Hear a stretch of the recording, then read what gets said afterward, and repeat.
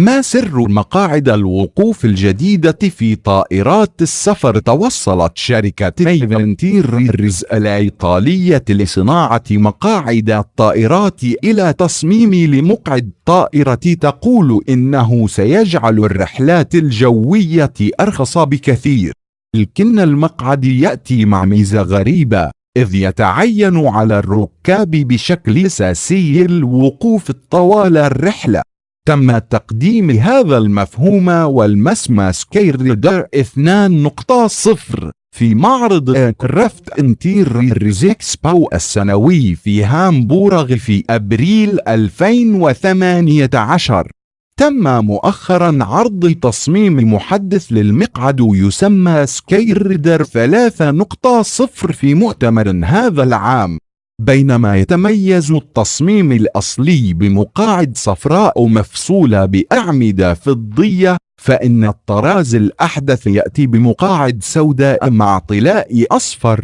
قال مهندس التصميم غيتانو بيرودزيني في شركة ايفنتيريرز إن مقاعد سكايريدر 3.0 ستسمح بوجود أقسام الفئة الاقتصادية الأساسية والاقتصادية المتميزة ودرجة رجال الأعمال داخل مقصورة واحدة.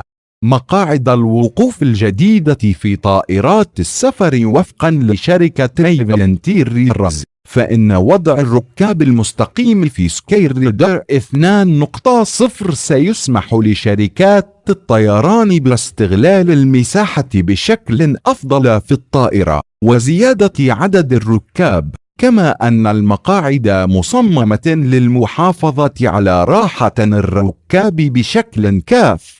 وفقا لشركة المصنعة، فإن التصميم المدمج للنسخ 2.0 من المقعد سيمكن شركات الطيران من استيعاب 20% من المسافرين الإضافيين على متن الطائرات، كما أن هذه المقاعد خفيفة الوزن حيث يصل وزنها إلى أقل من 50% من المقاعد العادية في الدرجة الاقتصادية.